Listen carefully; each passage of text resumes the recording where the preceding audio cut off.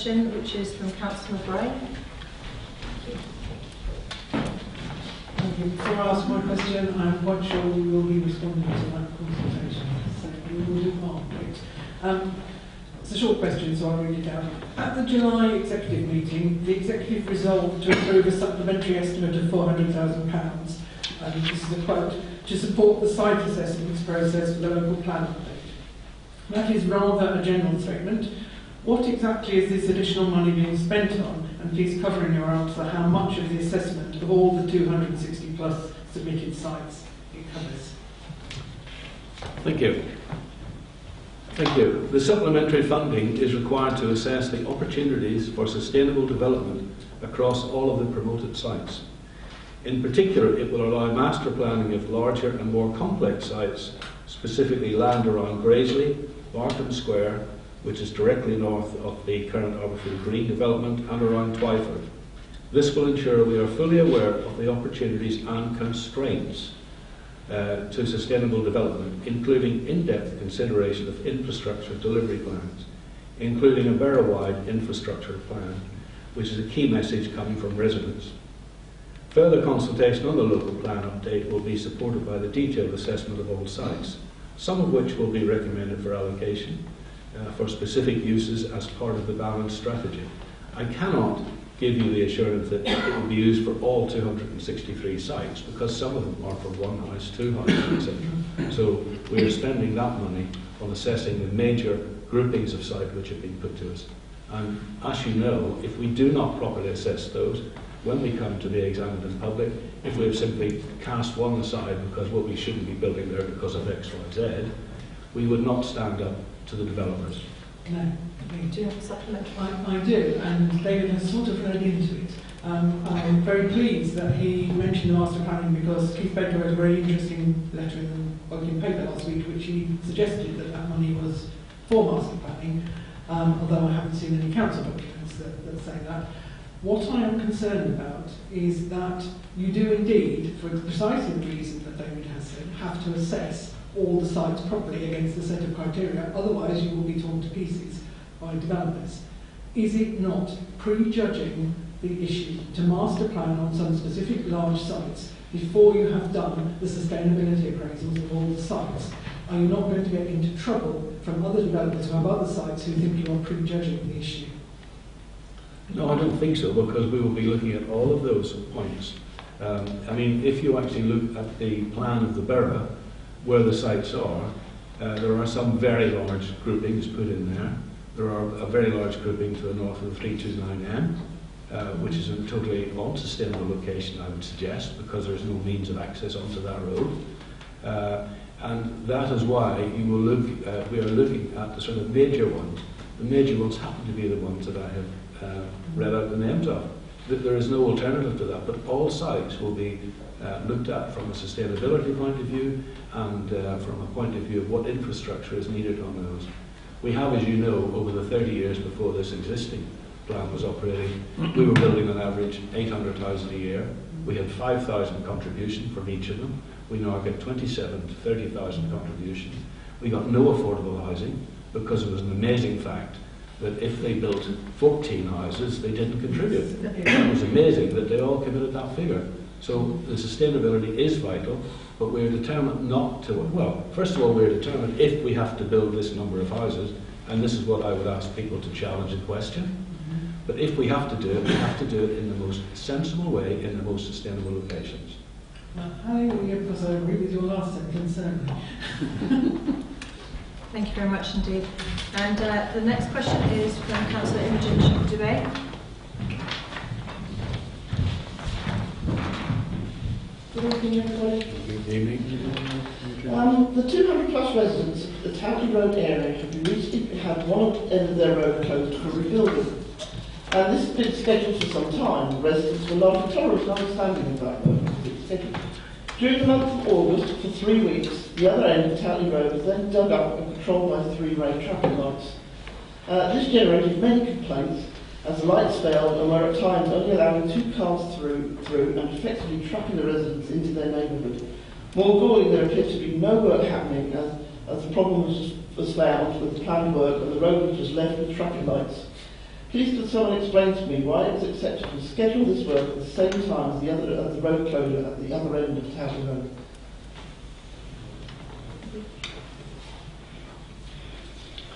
Thank you, Imogen. Good evening. To answer your question, both of these work areas were in relation to the North Wakefield Distributor Road, and there was a target to complete the works within the summer holiday period when overall traffic flows on the network are much reduced. While it was recognised that this would lead to an increased level of disruption, it was over a much shortened period of time when background traffic was much reduced. Coordinating the many highway schemes on the network is always a judgment. However, we felt that completing the works in the summer holidays for a shorter period was the best option. I wish to question that best option because obviously at the same time, while that corner of that road was closed with Matthews Green, Embrook and Towley Road, we also had Holt Lane that was closed. We had, which was scheduled work. We had scheduled work on Towley Road where Berkeley Homes was building a new gateway. We also had Highways England had closed the bridge for the motorway because they were doing motorway works at night, combined with the never-ending cycle lane works that is occurring on Reading Road. I want to know who's scheduling this work and are they looking at the bigger picture and why town parish councils, as well as board councillors, do not have forward visibility on the work that is scheduled to happen within their wards and have the right to veto certain pieces when they're being done in what clearly is an inappropriate way. Works in the borough are controlled centrally by officers, and they are advertised on roadworks.org. That's the current stuff, not the forward stuff. No, up to 3 months in advance. You'll find if you set your filter correctly. Well, it's not enough, but yes. I fully respect the points you're making, and that it is contestable whether these things are programmed in the right way.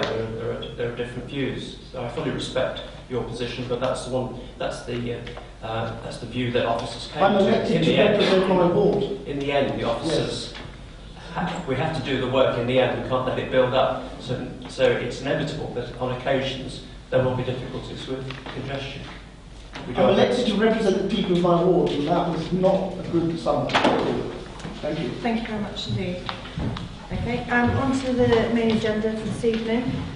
First of all, I'm just going to point to the exclusions of the press and the public, because this evening we've got a number of items on the agenda, 46, 47, 48 and 49, which all have items in the part 2 of the agenda. So I would have to pass a resolution for those following items if any of the members wish to discuss any of the items that are in the pink paper. So I'm just going to read out this section here that says, under section 100A, part 4 of the Local Government Act 1972, the public be excluded from the meeting for the following items of business on the grounds that they involve the likely disclosure of exempt information as defined in paragraph 3 of part 1 of schedule 12A of the Act as amended as appropriate. As we go through to those papers, if there are any items that you would like to discuss in the pink papers, then what I would suggest is that we put those items to the end and we try and I can move items up the agenda as we go forward.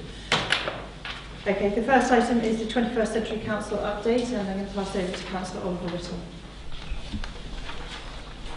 Thank you very much. Phase 1 of the 21st Century Council is now complete and is bedding in, and the expected annual savings of £2 million have been achieved. We've had a thorough review of how Phase 1 went, and some changes will be made for Phase 2, with particular attention being placed on the feedback from staff, and the interview stages have been redesigned already as a result of feedback from staff. It's inevitable that staff will have concerns, but the latest survey in July showed increased staff understanding and acceptance of the need for change, and that it will be good for them. And as I explained in the answer to the specific question, we believe that the response rate was pretty reasonable. A motion at the council meeting on 21st of September by the Liberal Democrats to delay the implementation of Phase 2 until a permanent chief executive is appointed was defeated. If adopted, the result would have been a delay of at least 6 months and a cost of at least £910,000. But phase 2 will now be split into two stages: environment, income, assessment, collections and payments, customer services, and then children's social care and early help. The Member Officer Working Group and the IT Reference Subgroup have been merged to create a cross-party Member Officer Working Group which will meet on a regular basis. So the recommendation is that the Executive is recommended to note the progress in implementing the 21st Century Council programme. Thank you very much, Councillor Todd. Does anyone have any comments or questions? Thank you. I just wanted to point to page 19, the second paragraph from the bottom. We had a question about the surveys, and in the next report, I think it would be helpful for us to say the percentage of the respondents to the survey just going forward in terms of transparency. And then also there was it remarks about Ovian scrutiny on the 11th of July, and it was attended by representatives from Unison. Subsequently, I've also met with Unison, and I've made a commitment to meet with them every 2 months going through phase 2 of the programme as well. I think this will also be helpful for keeping communications open. So therefore, the recommendation is to make the progress. You can ask for a show of hands to take that recommendation forward. Thank you very much indeed. The next item on the agenda is page 23. It's the shareholders' report, and again, this is Councillor Oliver Whittle. Thank you. This is a monthly report, and those that studied it closely will realise this is a refreshed content with financial information separated from the operational reports. And the financial information is now shows the holding companies, that's WBC Holdings and Optalis Group, and their subsidiaries. The financial information is as at the 31st of July, with very little variance from budget, but it's early in the financial year at this stage, and it is anticipated that profits will be generated in the next financial year. Operationally, the big disappointment is the delay in completing both the Phoenix Avenue development and the Grovelands project. In both cases, it is expected that the delay costs will be recouped. Optalis, I reported last time, was recruiting a permanent CEO. They now have a permanent CEO, which is good news. And the recommendation to Executive is that they are asked to note, firstly, the budget monitoring position for the month ending 31st of July 2017, and secondly, the operational update for the period to 31st of July 2017. Thank you very much indeed. Does anyone have any comments or questions? Absolutely. Well, I would just like to pick up on the point that Oliver made. If you look on page 24 and 25, the cumulatives are all negatives. However, it is important to note, I think, that for the year ending coming up in 2018, the housing group will be making a profit, and in 2019 will also be making a substantial profit, which is what it was set up to do.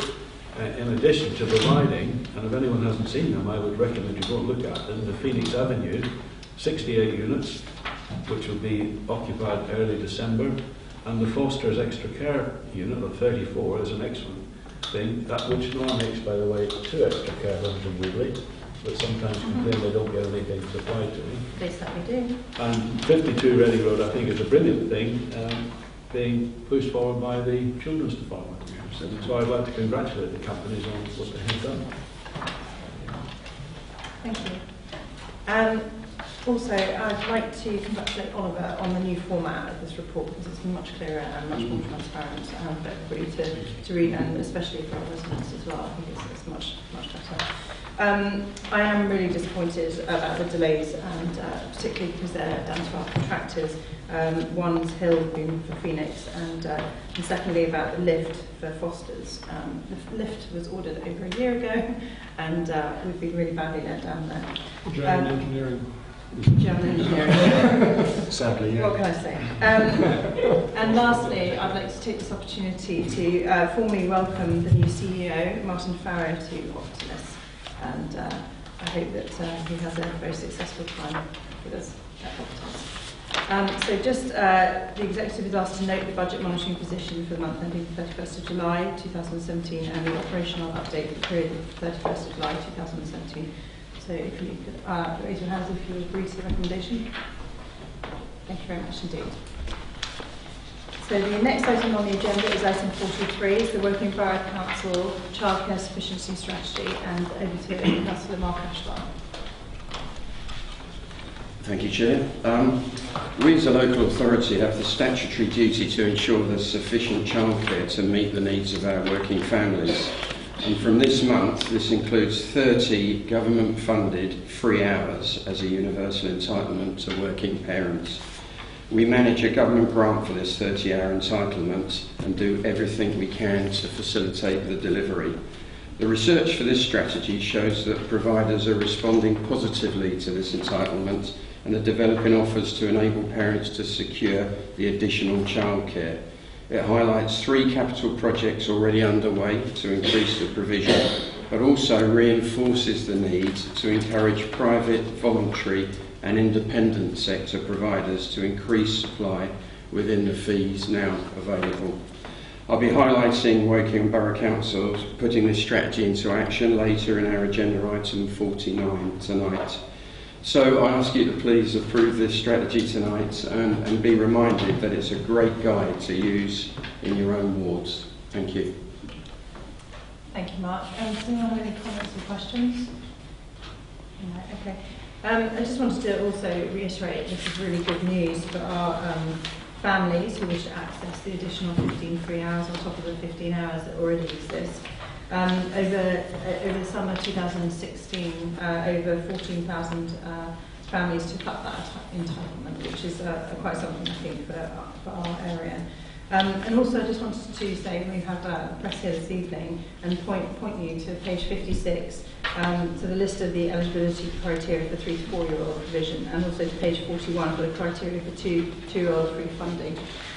Because the more children that can access that, the better, and if you can publish that or point people to it, the better, because we want to get more people having that free entitlement. Thank you very much indeed. So the recommendation is on page 31, and it's to approve the childcare sufficiency strategy for 2017. Everyone who approves it? Thank you very much indeed. Okay, the next item on the agenda tonight is item 44. It's the Woodley car park trial, and it's over to Chris Barron. Thank you, Madam Chair.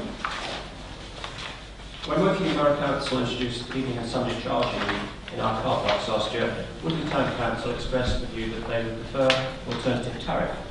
They wish to increase the hourly rate from 70 pence to 80 pence and to refrain from introducing Sunday and evening charges. This was acceptable to Woking Borough Council, provided that their alternative tariff was financially viable and did not result in a reduction in revenue. To ensure the financial viability of the Woodley scheme, a 12-month trial period has been running for almost a year, but needs to be extended now so that officers can collect and process the necessary data in order to determine whether the trial has been successful. To that effect, I ask members to approve the recommendation, which is to extend the trial period to the end of January 2018. Thank you very much indeed. Does anyone have any questions or queries relating to this item? Councillor Williamson. Having concluded the trial in January next year, what are the steps after that in consideration of whether it's been successful? Well, more or less we're looking to see whether the revenue coming in has been as expected, and if so, then we can make the Woodley tariff permanent. Otherwise, we have to reconsider. Thank you very much indeed. Any other questions? No? Okay. The recommendation is printed on page 75. Does everyone approve the recommendation as printed? Thank you very much indeed. Okay, the next item on the agenda this evening is item 45, waste and recycling collection, separate collection of food waste. Simon, unfortunately, is unable to be here this evening, so I'm going to pass over to Councillor Lee to take this item. And thank you very much. We'll come and get you afterwards.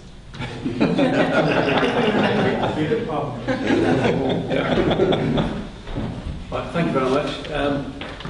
I don't know any great detail about this, but the main points, and I think the main point here is that we are retaining the weekly collection.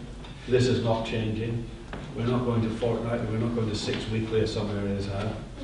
We are retaining that. That is the good news. But we also want to actually see how, if we can actually uplift the recycling rates. And just to give you an indication, the blue bags that we use, when we have checked these, and people do check these occasionally, 30% of food waste is included in those. And if we can get just 50% of that out, we can save substantial amounts of money in terms of going into general waste and actually increasing our recycling therefore. So this, I think, is a good news all around. What we're being asked tonight is to agree the concept of the food waste, but to do further work to make sure that it is a financially viable thing to do. Because you have to have a separate container on the bin lorries. And currently our bin lorries they have 2 sections at the back. You take the blue bags in one and recycling in the other. Some people actually get the mistaken belief that we're actually throwing recycling in with the blue bags when they say it all going into the back of the same truck. So the recommendation in the report has been changed, and what the recommendations are is that the executive approves the introduction of weekly separate collection of food waste as detailed in the report, subject to it being operationally possible and financially viable, with the final financial outcomes to be reported to a future meeting of the executive. Point 2, options being investigated, including benchmarking to cover cost savings or otherwise where food waste has been introduced in other authorities. And then thirdly, the investigation of vehicle usage be further investigated and reported back to the executive to make sure that we can actually use vehicles that we currently have in the fleet, and not all, those vehicles don't all have to be replaced. So those are the 3 recommendations, but it is important to note that we are seeking to introduce the food collect waste food, but also it will come back to this body to determine whether it is financially viable. Thank you very much indeed. Does anyone have any questions or queries? I've got a comment. Just to emphasise that not only does this increase the recycling, it actually brings us very much closer to the 50% that is required by the government. And if we don't achieve the 50%, then there are substantial fines. So it's a very good initiative. That's as long as they don't suddenly increase the 52. Wow. Because they're a bit prone to do it at times.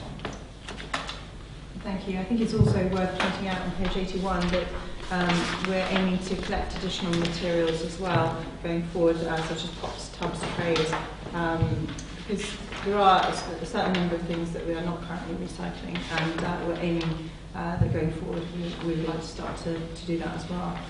And it is very right to point out that we are not achieving currently the 50% rate, but we would like to achieve the 50% rate, because the general waste disposal cost is £170 per tonne, which is a huge amount, and this will go some way into achieving the 50% recycling target. So the recommendations have been read out already, and there are slight amendments to recommendations in the report. Does everybody agree? Thank you very much indeed. Oliver, could I ask you very kindly to go and fetch Norman? No, going to the process table.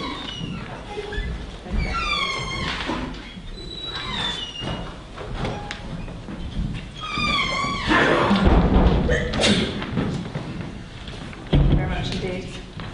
Okay, the next items onwards, 46 to 49, as I read out before, all have pink papers.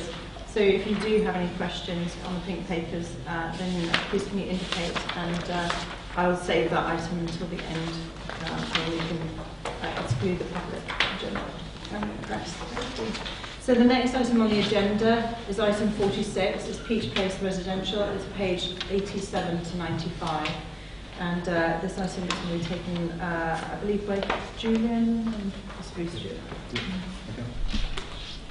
Thank you, Chairman. This is another good news item. It formally confirms the 22 apartments for key worker housing at Peach Place being transferred at the point of then being concluded to one of the council-owned housing companies.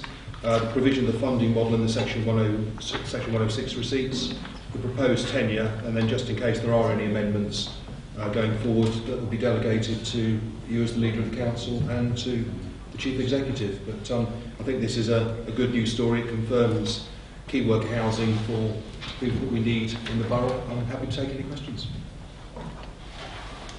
Thank you. Sorry. Councillor Lee. I would just like to draw your attention to page 88. In the very last sentence, the scheme will be open to a range of low-income key workers who are vital to the delivery of public services and or support the local economy. And this is not exclusively for public sector employees. Is that correct? That is what I said. Yeah, that is what I said. And just make it Yeah, and had you been listening? I did listen. I was reinforcing. Does anyone else have any questions? Christmas card. Yes. It's not really a question, but I think this is a really good news story, so I very much support it. I think it's good to get this sort of combination available. We all know how expensive it is to get on any sort of combination line with it. It's really good. Thank you. Anyone else?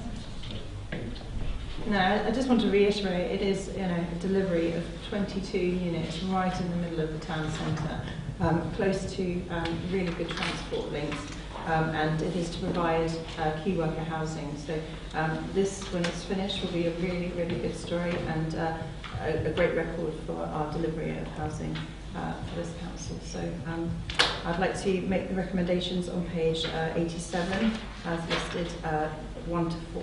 All those in favour? Thank you very much indeed. Okay, moving on to page 97, Working Town Centre Regeneration, letting of Elmsville building contract. I'm going to hand over to Stuart Munro. Yeah, we've had a fair amount of airtime about Elmsfield earlier this evening, and obviously it's another good news item. In the report identifies and obviously a lot of details on the big pages, as you mentioned, Chairman, but following the procurement process, which was a two-stage process, the report sets out the option for a building contractor for Elmsfield, which is important that we meet the dates to those key leases that we've already signed, and recommends a contractor to carry out the works. Due to the commercial sensitivity, the details of the process of the proposed contractor are confidential, therefore, in the pink sheets, and the public may be excluded to allow detailed discussion if anybody wants to, but I think we've looked at this in some detail. So the recommendations made out on page 97, this is good news. We've got 65% of the cost of the leases covered already, and I think that I recommend that we approve this. Thank you. Does anyone have any questions or queries relating to the paper that are not in the pink sections? I probably have a question on the section which I would like to answer, but not. Okay. I'll defer this paper till the end of the session. Okay, thank you.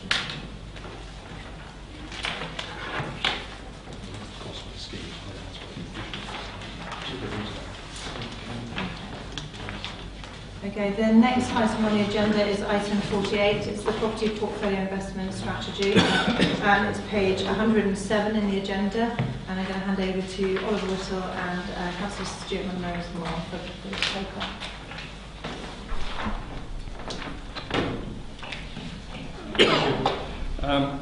The Council is exploring opportunities for investment to create a sustainable income from the authority's spending on resident services.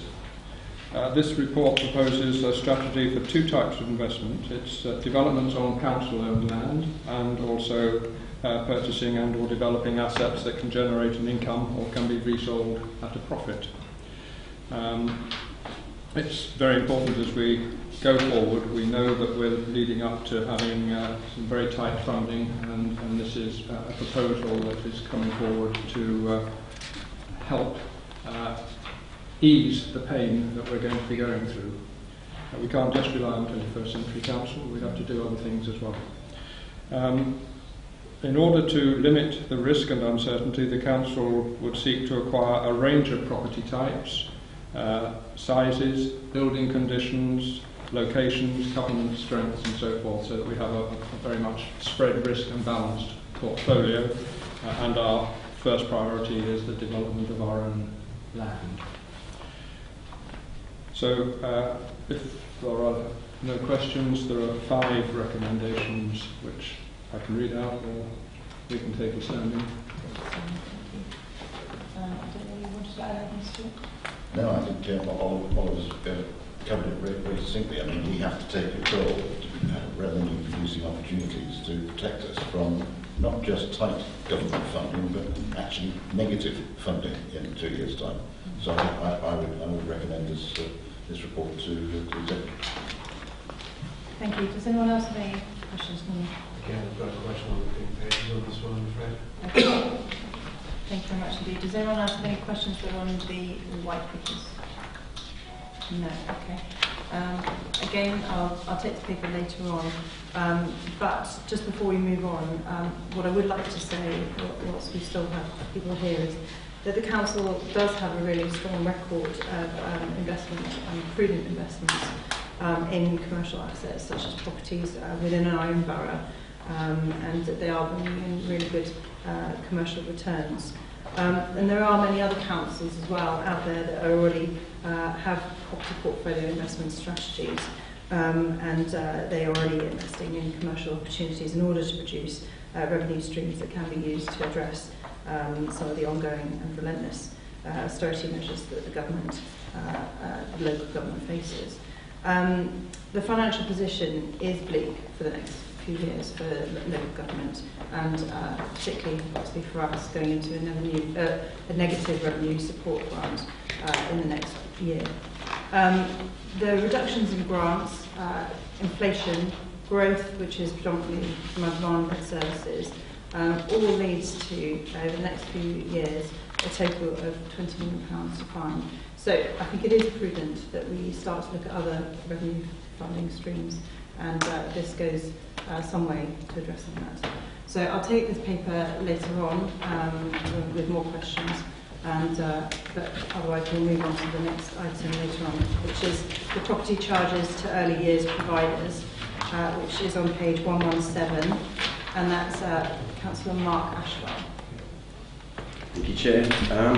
I repeat here that we as a local authority have a statutory duty to ensure there is sufficient childcare to meet the needs of our working families. Whilst we are custodians of the government grant that provides the 33 hours entitlement that I mentioned earlier, we have limited opportunity to fund any other capital cost of providing the service. However, if we spot an opportunity, we will, after a rigorous internal process, look to use our assets to facilitate the delivery of childcare to our working families. So I ask you to approve 2 such opportunities, the detail of which comes under Part 2, as they are commercially sensitive. Suffice to say, we propose a reduced ongoing charge for Woking Borough Council owned premises to enable delivery of this invaluable service and to react to our childcare strategy that you've already approved tonight. Thank you. Thank you very much, Councillor Ashwell. Any questions or queries relating to this item? Wait for Okay. Thank you very much indeed. So the recommendation is that the Executive approve the reduced changes for 2 early years providers for the use of Woking Borough Council owned premises set out in Part 2 of the report. So all of those are in favour of this report? Thank you very much indeed. Okay. So, we go back to the exclusions of the press and the public. The Executive may exclude the press and the public in order to discuss Part 2, and we have 2 items, item 47 and item 48, to discuss.